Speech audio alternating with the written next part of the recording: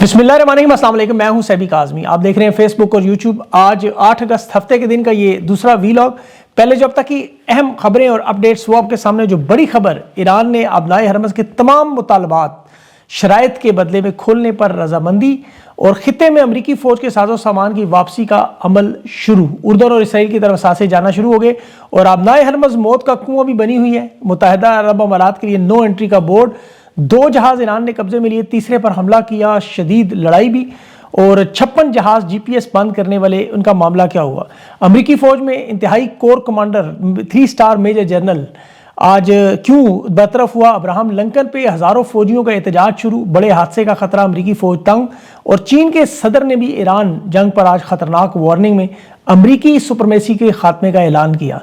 रूस पर भी, अमरीकी फौज पर, वहाँ नेटो पर पहला ड्रोन हमला बड़ा मसला बना हुआ है। गैस का मामला और यूक्रेन के असले की बड़ी इस वक्त इशू बन चुका है। इसराइल अमेरिका दोनों ने इनकार कर दिया है।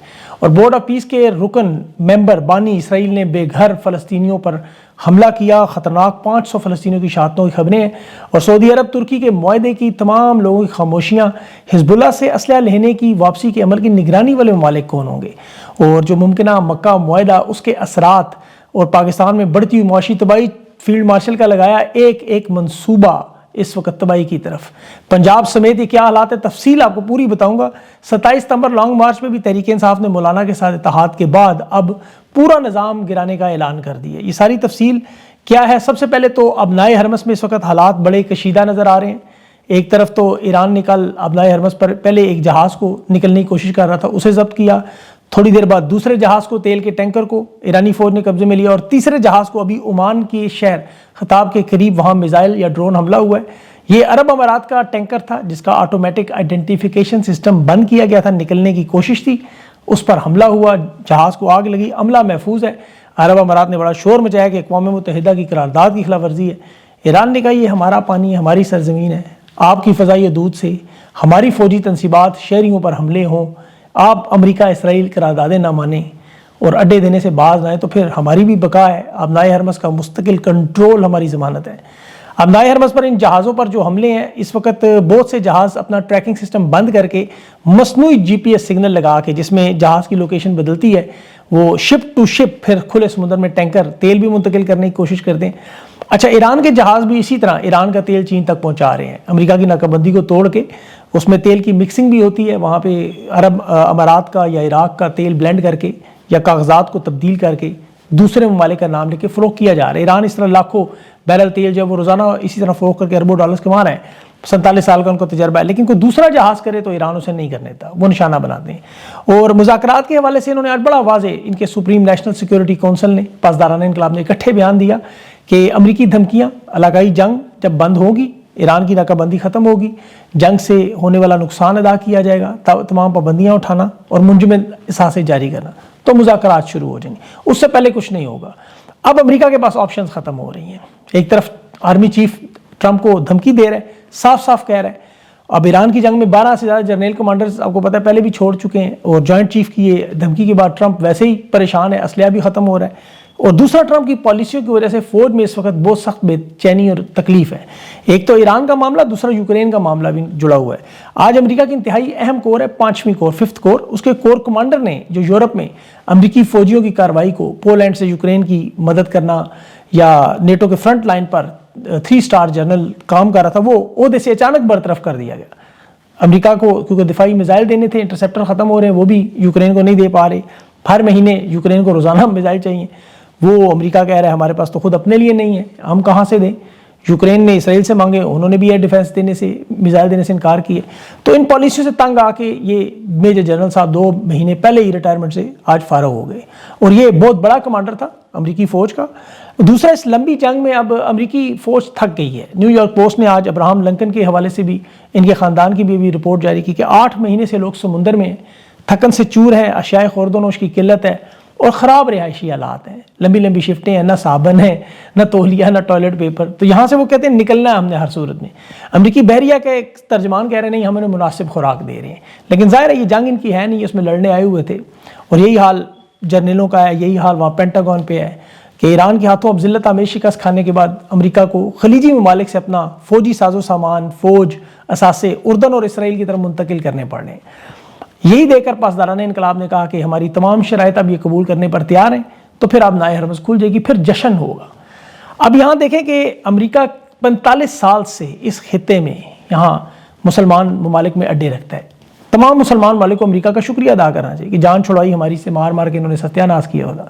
اب یہاں ظاہر اصل پاور ایران، جس نے امریکہ اسرائیل کو شکست دی ہے، لیکن یہاں بیٹھے ہوئے راتب خور جنہوں نے اپنی دنیا بسائی ہے، وہ کہہ رہے ہیں اس جنگ کے بعد ایران کمزور ہو گئے، سپر پاور نہیں بنا، اور جو جنگ لڑے ہی نہیں، ترکی، سعودی عرب، مصر، پاکستان، یہ خطے کی سپر پاور بن گئے۔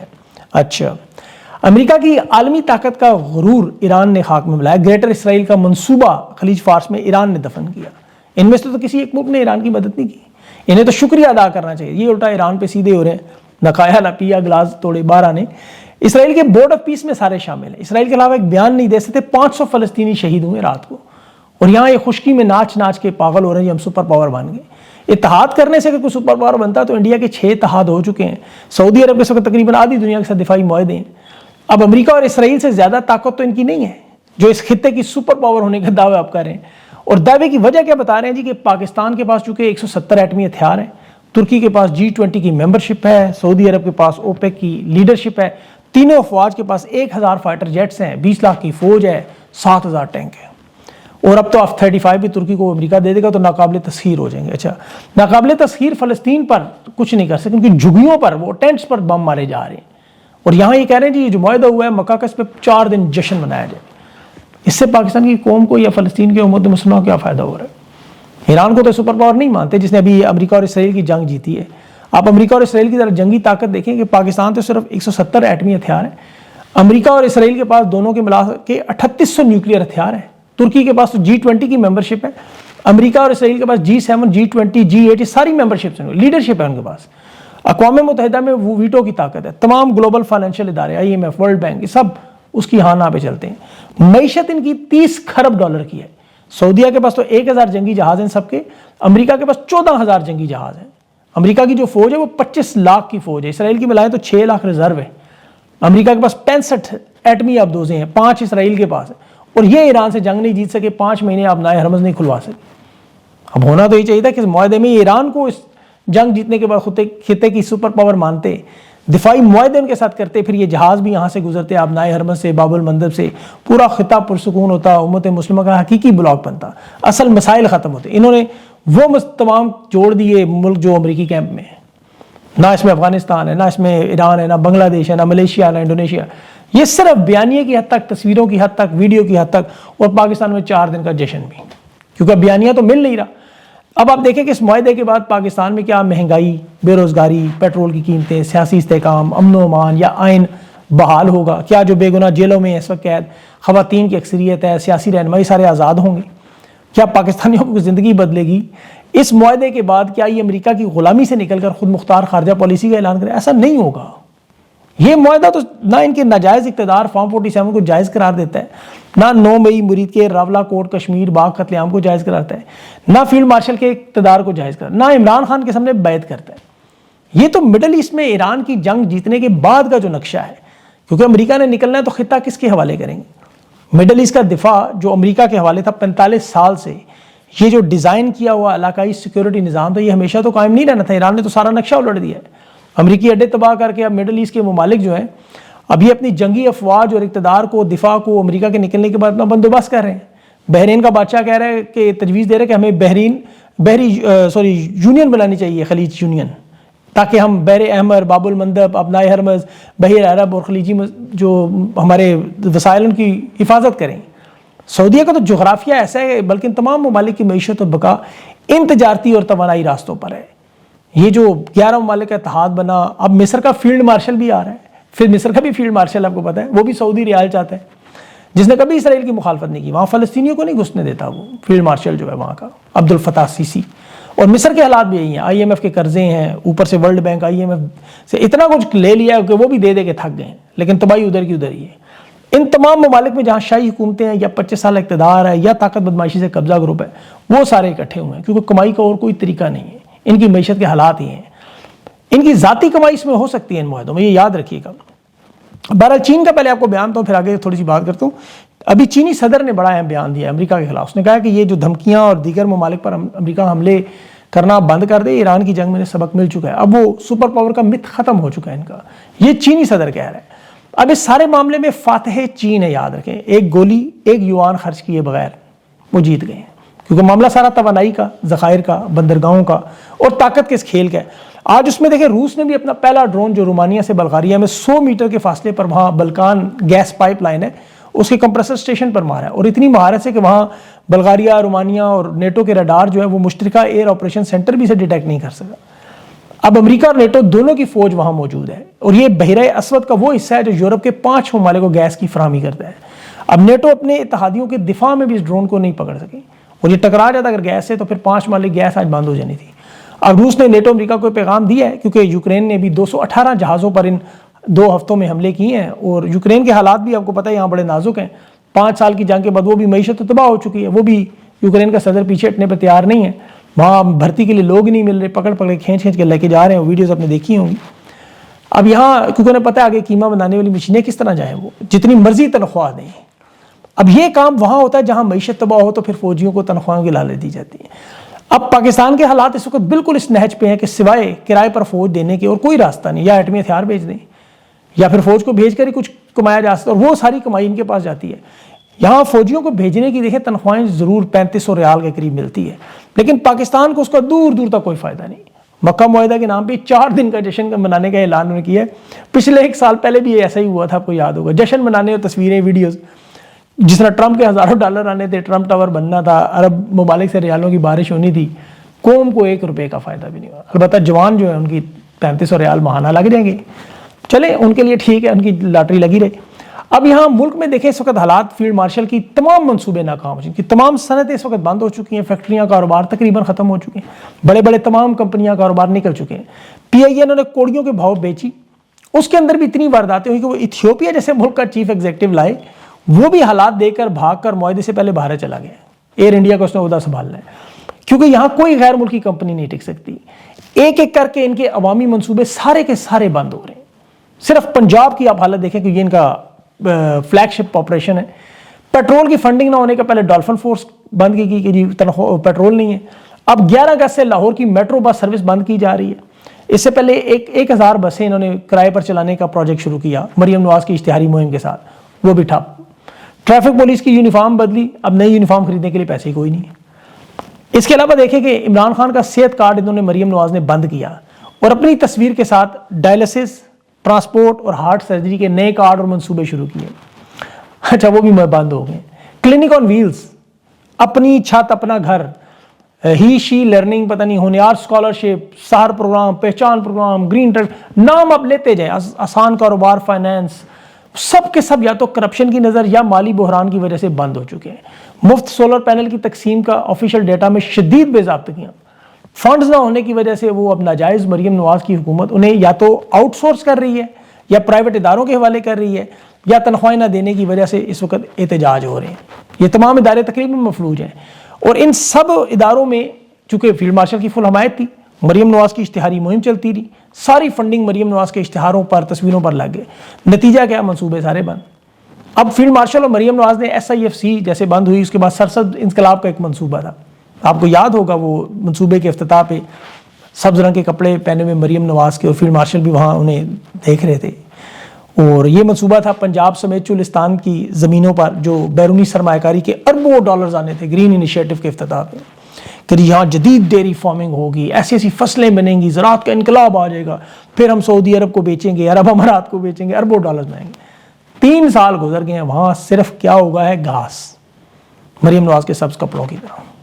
پورے پاکستان کے کاشتکاروں سے زمینیں لیں, 12 اضلاع میں, پنجاب میں 18 مقامات پر, کوئی 80,000 ایکڑ تو صرف انہوں نے یہاں سے اٹک, خوشاب, بھکر, سرگودا, سائیوال, پاک پتن, مظفر گڑھ, کوٹ ادو شامل ہیں. کمپنیاں کن کو دیں, فوجی فرٹلائزر, فوجی فاؤنڈیشن. ان کو ظاہر انہوں نے فصلیں اگانی تھی, لاکھوں ایکڑ الاٹ کیے گئے. رزلٹ کیا نکلا کہ وہ گھاس کے 2 پلاٹ نکل آئے ہیں, جو کامران شاید اپنی رپورٹ میں بھی دکھا رہا تھا. 2 پلاٹ ہیں صرف. وجہ پانی کی قلت ہے, پانی وہاں ہے نہیں, زیر زمین سارا نکال لیے, باقی سارا پانی نیچے. اب اوپر سے نہروں کا معاملہ ہے, اور جو سندھ طاس کا پانی ویسے ہی باندھ ہے, تو یہ قحط والی صورتحال انہوں نے خود ہی پیدا کر دی. صرف سبزے کے انقلاب میں، سبز کپڑوں کے چکر میں، کیونکہ نالائق مریم نواز ہے۔ اسموک کے خاتمے پر انہوں نے کروڑوں روپے کی تشہیر کی ہے، ڈیزل جلا جلا کے اسموک گن چلائیں، اس سے کاربن مونوکسائڈ اور نائٹروجن اتنی خارج ہوئی کہ ماحولیاتی فوائد سارے زائل ہو گئے۔ خود ان کی سرکاری دستاویزات سے میں آپ کو بتا رہا ہوں، اپنی طرف سے نہیں بتا رہا، یہ ان کا واحد اپنے ہاتھ سے منسوخ، باقی سارے تو تختیاں لگے ہوئے نا۔ یہی حال امن و امان کا آپ دیکھ لیں، بلوچستان اور خیبر پختونخوا تو آپ سنتے ہیں، پنجاب میں سی ٹی ڈی جو الجزیرہ کی رپورٹ تھی کہ 900 سے زیادہ انہوں نے ایک سال میں وہاں ماورائے قتل عام کیے، اب شاید ایک سال کے بعد وہ 3000 سے بھی اوپر چلے گئے ہوں۔ وہ ظفر اقبال چیمہ کو حلال پاکستان دینے کی خبر ہے، یعنی جتنا بڑا لچا اتنا بڑا اونچا انعام دیا جا رہا ہے ظلم اور بربریت کے لیے۔ ابھی وہ لاہور کے تھانہ ٹاؤن شپ میں 2 خواتین کو جس طرح دیکھیں، وہ باقاعدہ ویڈیو ہے، اس کے بعد وہ بیچاری پتہ ہی چلا کیا ان کے ساتھ ہوا، لیکن حالت کیا ہے، عوام میں پھر نہیں جا سکتے۔ کشمیر کے حالات دیکھیں، دعویٰ رانا سنالا کہہ رہے کہ ہم 2/3 اکثریت یہاں حکومت بنانے لگے ہیں۔ گراؤنڈ پہ حقیقت کیا ہے کہ تیسرا مرحلہ بھی انتخابات کا ہونا ہے، جو کہ 11 حلقوں کا پونچھ سیکٹر میں، یہ باغ اور حویلی میں وہاں 11 حلقوں سے اکٹھے کر کے جلسے جلوس، جس میں ہری پور حویلیاں اور ہزارہ سے بسیں بھر بھر کے امیر مقام اور کیپٹن صفدر لے آئے، باقی 9 حلقوں میں بندی کوئی نہیں، اور ان کی جرت نہیں ہے کہ وہاں جا سکیں، 2/3 اکثریت کا دعویٰ کر رہے ہیں، ان حلقوں میں نہیں جا سکتے کہ جی امن و امان کا مسئلہ ہے، کیونکہ 99% کشمیری جو ہے وہ ان کے خلاف ہیں، 1% ان کے ساتھ ہے۔ اور یہ انتخابات کی 2 نمبری کو چھپانے کے لیے، جس طرح بھارت نے آرٹیکل 370 لگایا، وہاں میڈیا کو نہیں جانے دیا، انٹرنیشنل میڈیا کوریج روکی، یہاں پاکستان کشمیر میں بھی انہوں نے صحافیوں کو، انٹرنیشنل میڈیا کو پابندی لگا دی کہ کشمیر کے انتخابات نہیں دکھا سکتے، ظلم و ستم نہیں دکھا سکتے، جس طرح بلوچستان کے پی یا تحریک انصاف کے ظلم و ستم چھپائے جاتے ہیں، انٹرنیٹ بند کر دیا جاتا ہے۔ اب یہ وہی وارداتیں ہیں، اب دیکھیں سارے معاملے میں گھوم پھر کے بعد پھر تحریک انصاف کی طرف آتی ہے، کیونکہ ظاہر یہی ایک جماعت ہے، لنگڑی لولی جماعت ہے، بے شک ان حالات میں یہ واحد جماعت ہے کہ جس کا لیڈر میدان میں موجود ہے۔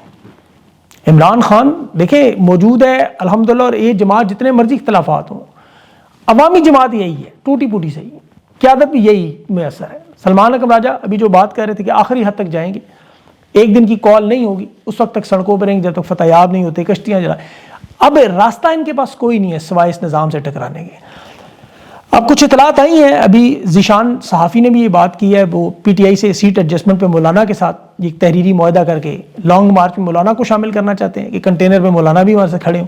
اب پتہ نہیں وہ معاملہ ہوتا ہے یا نہیں، لیکن اصل گیم ہے سہیل آفریدی صاحب کے سر پر، جنہوں نے یہ کال 27 ستمبر کی دی ہے، اور یہ سوال ان سے روز پوچھنا چاہیے، اسٹریٹ موومنٹ اور تحریک کہاں تک پہنچی ہے۔ منگل کو جمعرات کو اڈیالہ جیل کے باہر جانا، کیونکہ یہ بھی اسٹریٹ موومنٹ کا حصہ ہے، اور انہیں اپنی پارٹی کو متحرک کرنا ہوگا جلد از جلد۔ ان حالات میں دیکھیں جو میں نے آپ کو بتائے ہیں، یہ ان کا نظام ختم شدہ ہے، یہ جتنے مرضی بیانیے بناتے رہیں، تحریک انصاف بس تھوڑی سی جرت کرے، ان کے جو لیڈر ہیں یہ جرت کریں، عوام ان کے ساتھ موجود ہے، اور پھر آپ کو پتہ ہے پرامن انداز میں معاملہ، یہ ایک تحریک ہے، آپ کو پتہ ہے تحریکیں لمبی ہوتی ہیں، جنگیں لمبی ہوتی ہیں، محاصرے ہوتے ہیں، اس میں کبھی خوراک بھی کم ہو جاتی ہے، کبھی آپ کو پتہ ہے اشیاء خورد و نوش کی، کبھی یہ امریکہ کو ہو رہا ہے آپ کے سامنے، اتنی بڑی جنگ میں 5 مہینے ہو گئے، تو یہاں تو تقریباً اب 4 سال ہو گئے حکومت گرائے، 3 سال ہو گئے، خان بے گناہ اغوا ہے، 9 مہینے قید تنہائی میں۔ تو اب تحریک انصاف کو جنگی بنیادوں پر یہ اپنی پرامن تحریک کو آگے بڑھانا ہوگا، یہی ظاہر اس کا حل ہے عوامی لحاظ سے، اور انشاءاللہ اللہ نے چاہا تو اسی میں حل ہوگا۔ پیوستہ رہ شجر سے امیدیں بہار رکھ، اپنا خیال رکھیں، مجھے اگلے ویڈیو تک کے لیے اجازت دیں، اللہ حافظ۔